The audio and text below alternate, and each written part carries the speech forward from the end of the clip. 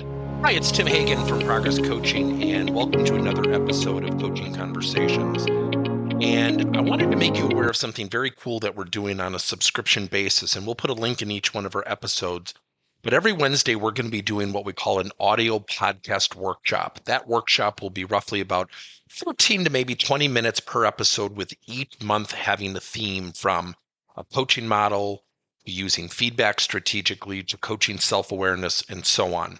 So if you could, look in the body or in the content description of each episode, and you will see a link where you can join this subscription. These are literally 4 workshops every month, teaching specific strategies to address a particular area of workplace coaching, as it relates, again, to things like awareness, motivation, teamwork, and what have you.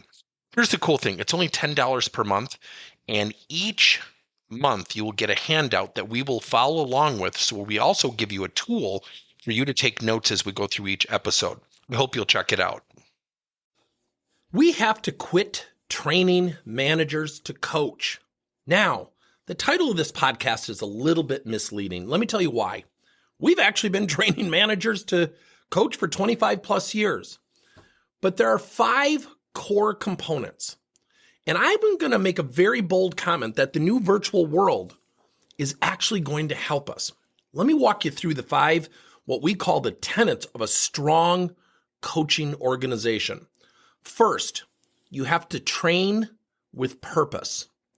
What I mean by train with purpose, you can't just train people how to coach and have it become just delivered in an event format, whether it's an online course, whether it's an in-person workshop.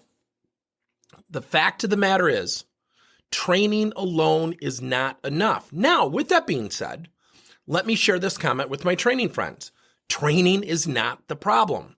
The challenge has always been with any type of training, especially coaching. People leave the workshop, they leave the course, they go back to their regular job, so to speak, and now they have to apply it. Training alone is not enough, because even though we might practice in the training session, coaching is much like a foreign language. It really requires time, a consistent effort. Think about public speaking.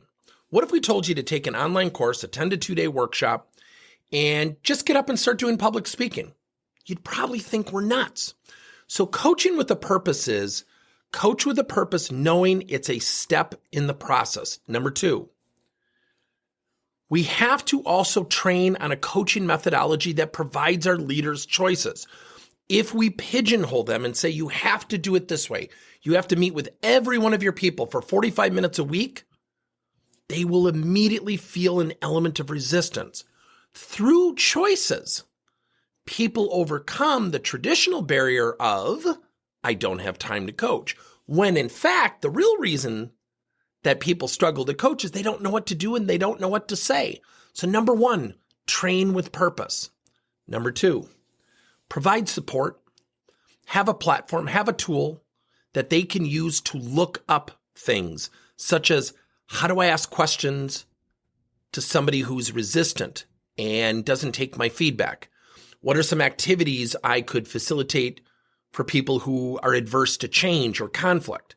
How can I build accountability and ownership of somebody who really feels like, you know what, they're ready for a promotion, but they started 6 months ago? You must provide support. In addition to a platform, it is strongly suggested that you provide a ticketing system, a live ticketing system where somebody can say, here's. Thank you for listening to another episode of Coaching Conversations by Tim Hagan and Progress Coaching. Now, our company is always coming out with new and innovative solutions to help leaders coach their employees. And recently, we just created a new service called Coach to You, where leaders can pick and choose topics and assign 7 to 21-day programs for employees to learn, and more importantly, apply actions and then reflect and share what they're going to do going forward as a result of the learning. It's called Coach to You. We're literally bringing coaching to your employees. If you're intrigued, we'll have a link in each one of our episodes where you can get more information. And again, thank you so much for listening to another episode.